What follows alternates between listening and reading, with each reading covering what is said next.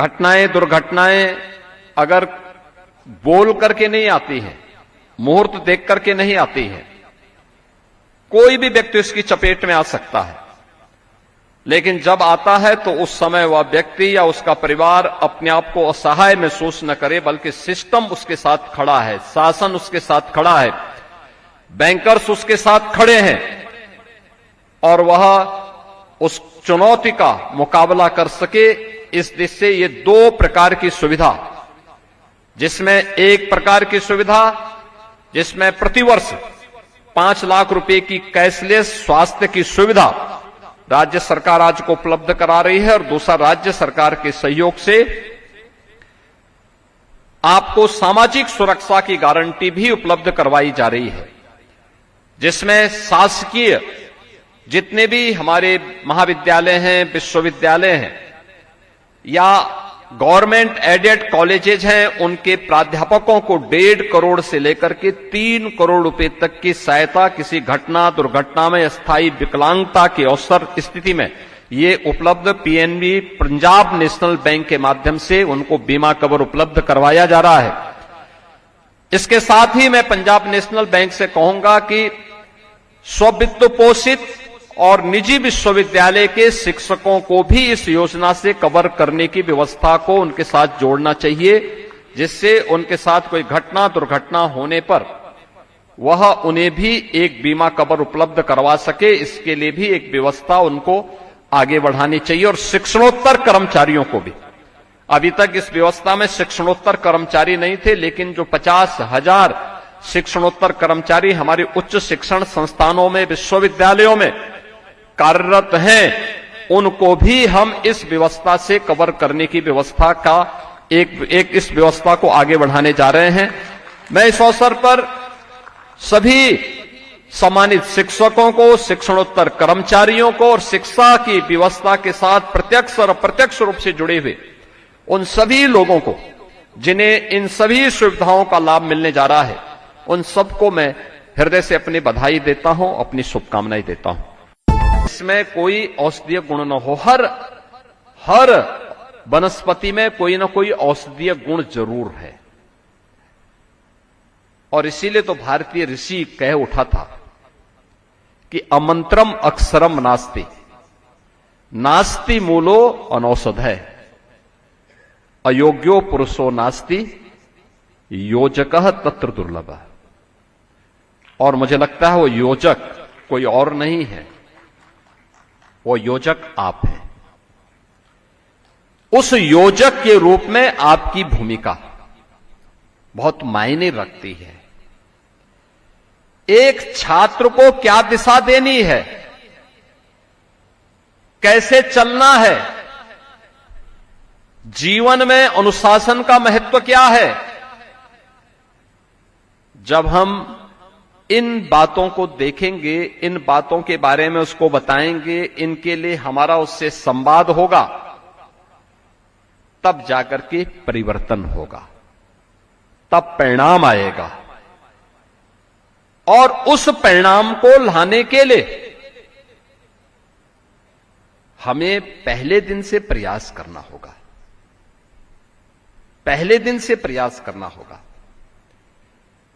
अगर कोई अक्षर ऐसा नहीं कि जिसमें मंत्र बनने की सामर्थ्य न हो,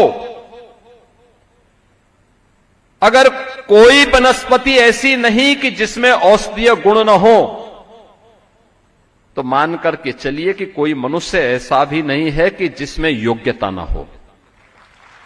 योग्यता जरूर होगी, लेकिन उसके लिए योजक चाहिए। जैसे वनस्पति को ढूंढने के लिए कोई वैद्य चाहिए, जैसे अक्षर को जोड़ने के लिए कोई भाषा शास्त्री चाहिए,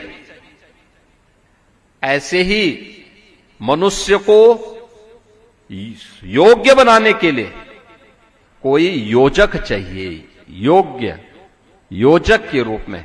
और उस योजक के रूप में भारतीय परंपरा में गुरु को सर्वोच्च महत्व दिया गया है। इसीलिए महत्व दिया गया है कि आप उसके गुणों को उजागर करके उसको सही मार्ग दिखा सकें, सन्मार्ग की ओर उन्मुख कर सकें, एक सही दिशा की ओर उन्मुख कर सके। हमारा छात्र किसी भटकाऊ कसने इस यूपी को पिछले 9 वर्ष में बीमारू राज्य की श्रेणी से उभारने में सफलता प्राप्त की। आज हमारा यूपी बीमारू नहीं, आज हमारा यूपी अब रेवेन्यू सरप्लस राज्य है और भारत की अर्थव्यवस्था का ग्रोथ इंजन बन करके टॉप बॉटम 3 से देश की टॉप 3 इकोनॉमी में यूपी ने अपना स्थान बनाया है। अब कोई यूपी में पैसे की कमी नहीं।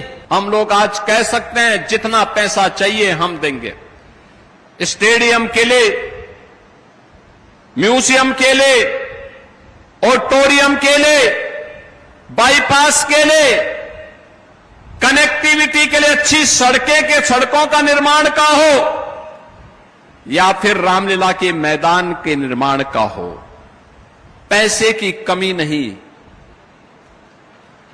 नौजवानों के लिए नौकरी की कमी नहीं, अन्नदाता किसानों के लिए योजनाओं की कमी नहीं। एक छड़ी लगी है, चलना है। तो हमें स्वयं के जीवन में अपने छात्रों को अनुशासन के बारे में और आत्म अनुशासन के महत्व के बारे में भी बताना पड़ेगा। सोशल मीडिया प्लेटफॉर्म आज की आवश्यकता है, आर्टिफिशियल इंटेलिजेंस आज की आवश्यकता है। हम बदलती हुई दुनिया में इससे पीछे नहीं रह सकते, इससे मुंह नहीं मोड़ सकते, लेकिन इसको अपने लिए कल्याणकारी कैसे बना सकें, अपनी सोसाइटी के लिए, अपने देश के लिए कैसे हम इसको उपयोगी बना सकें। और मुझे लगता है कि आपके पास तो पर्याप्त समय है।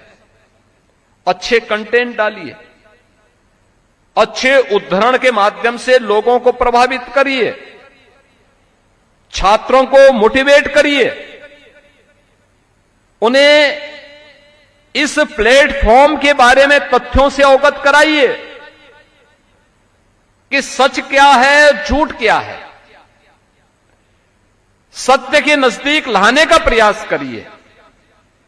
जो अनाम हैं, गुमनाम लोग हैं, गुमनाम प्लेटफॉर्म हैं, फेक अकाउंट हैं, उनके बारे में बताएं उनको कि भाई ये गुमराह करने वाले तथ्यों से हमें दूरी बनानी होगी। न्यूनतम समय हम उस पे अपना खर्च करें, ज्यादा समय न दें उसमें, और सही तथ्यों की जानकारी उसको लेनी है तो उसके लिए उसको फिर से पढ़ने पढ़ाने की आदत को पुख्ता करना पड़ेगा। लाइब्रेरी में जाने का आदत डालनी पड़ेगी। पाठ्यक्रम के अलावा रेफरेंस बुक्स को भी देखें, कुछ रोचक धर्म ग्रंथों की तरफ भी वह उन्मुख हों, देखें उसको भी। उसके बहुत सारे उद्धरण उसके लिए उपयोगी हो सकते हैं। अगर हम बताएंगे, देश का बड़ा कल्याण होगा, देश सही दिशा में आगे बढ़ेगा।